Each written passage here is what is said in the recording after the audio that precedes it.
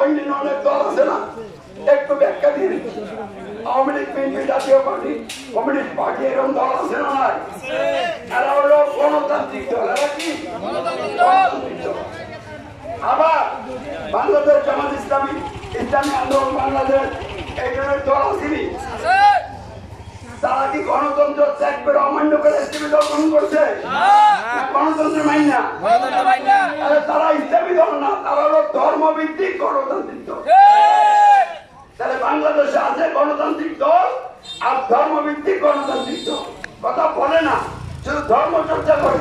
তারা হলো তাহলে ধর্মভিত্তিক দল, ধর্মভিত্তিক গণতান্ত্রিক দল আর গণতান্ত্রিক দল, তারা সকলে গণতন্ত্র মেনে চলছে।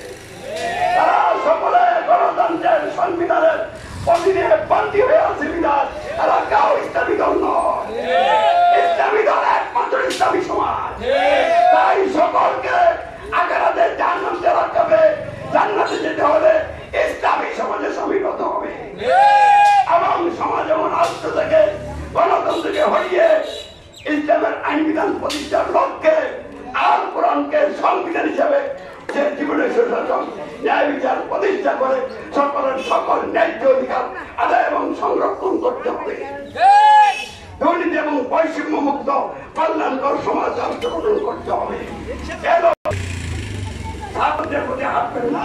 গণতন্ত্র জাহান্নামের গাড়ি। গণতন্ত্রের সরকার হয় তারা জাহান্নামের গাড়ির ড্রাইভার, আর যারা গণতন্ত্র মেনে চলে তারা জাহান্নামের গাড়ির প্যাসেঞ্জার। বর্তমানে বাংলাদেশের মানুষ গণতন্ত্র নামক জাহান্নামের গাড়িতে ওঠে। আমরা এই জাহান্নামের গাড়ি থেকে নেমে গেছি, ইসলাম গ্রহণ করেছি, ইসলামের আন্দোলন সংগ্রাম চালিয়ে যাচ্ছি।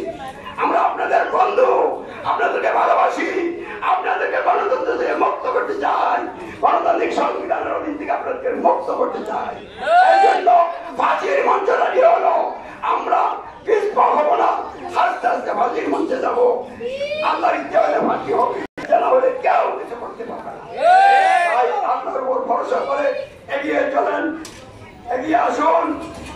আল্লাহু আকবার, আল্লাহু আকবার, আল্লাহু আকবার। সার্বভৌমত্ব একমাত্র আল্লাহ। আল্লাহ ছাড়া অন্য কারো সার্বভৌমত্ব আমি দা মানব না, আমি দা মানব না।